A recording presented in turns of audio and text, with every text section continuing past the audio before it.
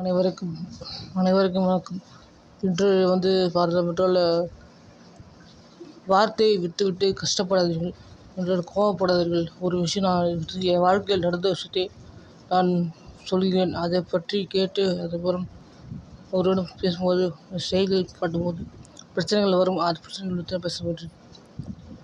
என்னவென்றால் என் வாழ்க்கையில் பார்த்தவென்றால் ஒரு 2020 காலகட்டத்தில் 19-18 காலகட்டத்தில் வீட்டுக்கு வெளியில் உட்காந்துட்டோம். நைட்டு 3-4 மணிக்கு பால்காரர் பார்த்தோன்னா பெரியப்பா சொந்தக்காரர் பார்த்தோன்னா பால் கறந்தார். அந்த பால் கறக்கும்போது நான் டீ கிண்டல் பண்ணேன், பால் டீன்னு சொல்லிட்டு.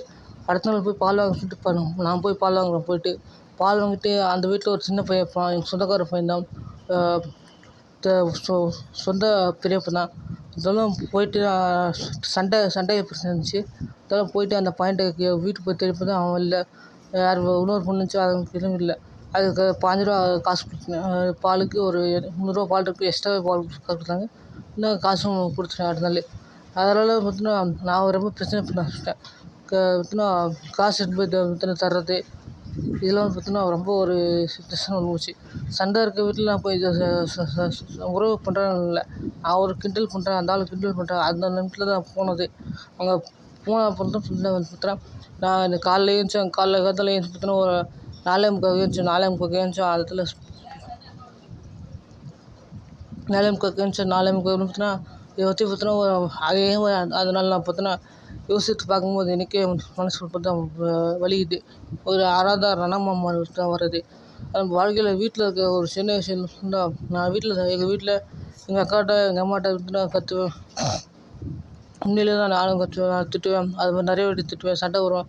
பணத்துக்கு ஒரு 100 ரூபாய்க்கு ஒரு சாக்லேட் கொடுத்து சண்டை வரும். சின்ன பையன் கூட சரிசமம் வந்து சண்டை போடுவேன். ஒரு 5ஆவது படிக்கிற பையன் கூட 4ஆவது படிக்கிற பையன் கூட சாக்லேட்டு சண்டை போடுவான், அவனும் திட்டுவான்.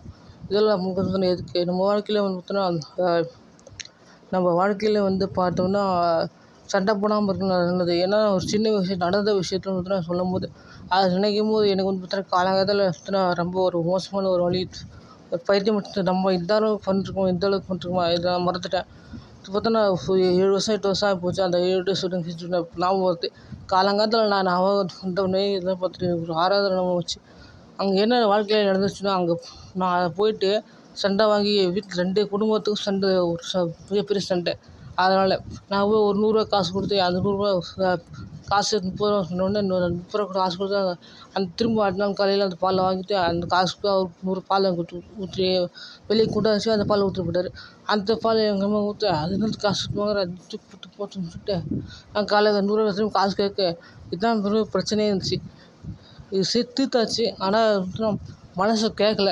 ஒரு வாழ்க்கையில் பார்த்தோன்னா ஒரு பேச்சு கூட ஒரு வார்த்தை கொல்லும், ஒரு வார்த்தை வெல்லும்ன்றாங்க. நான் ஒரு வார்த்தை திட்டேன்னு அது ஒரு மனசில் பார்த்தோன்னா ஒரு ஆறாத அனுபவம் வந்துச்சு. அந்த இடத்துல அந்த ஆளை பெரியப்பா கிண்டல் பண்ணேன், பால் டீ சொல்லிட்டு. அடுத்த நாள் நானே பால் வாங்குறேன்.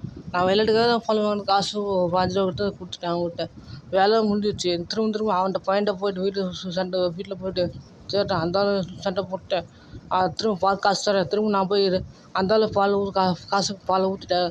திரும்ப நான் போயிட்டு காசு திரும்ப கேட்க பெரிய சண்டையாக வந்துச்சு. இது பார்த்தோன்னா 7-8 வருஷத்துக்கு நடந்த விஷயம். நான் இப்போ நினைக்கும்போது கூட பார்த்தோன்னா ஒரு வலியாக இருக்குது, ஒரு ஆறாத நிலமை இருக்குது. ஏதோ சொந்தக்காரங்க இருந்தாலும் பந்தக்காரர்கள் வீட்டில் ஒரு சின்ன பையனாக வார்த்தையை பார்த்து பேசுவேன். எப்பவும் சொல்ல ஒரு விஷயம் தான். இதெல்லாம் ரொம்ப பிரச்சனை, மன உளைச்சலாக ரொம்ப தான். இதை பார்த்து நம்ம இருந்துக்கணும். எல்லார்கிட்டையும் ஒரு நிலைமை சரிசமமான நிலைமை இருக்கணும். இது மனசுக்குள்ளே திட்டுவேன், வெளியே அண்ணன் சொல்லுவேன். நானே அப்படி தான் சொல்லுவேன். மனசுக்குள்ளே திட்டிட்டு வெளியே பார்த்தோன்னா அண்ணன் சொல்லுவேன்.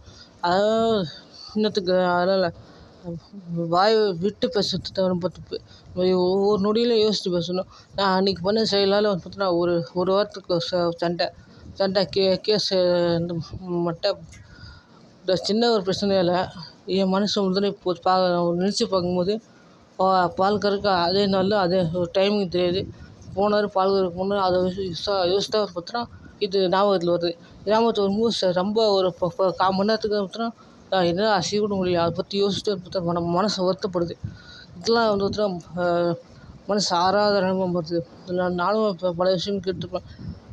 உண்மையிலே ஒரு பேசுகிற பேச்சு கூட வந்து பார்த்தீங்கன்னா இந்த அளவுக்கு இருக்கா? ஒரு கிண்டல் பண்ணுற நான் செஞ்ச செயலுக்கு கூட நான் நம்ம செய்கிற தப்பு கூட ஒவ்வொரு நொடியில் ஒவ்வொரு விஷயம் தப்பு நடக்கும். எனக்கு பல விஷயங்கள் இது மாதிரி தான் தப்பு நடந்துச்சு. பல நாட்களாக இப்படி தான் இருக்கும்.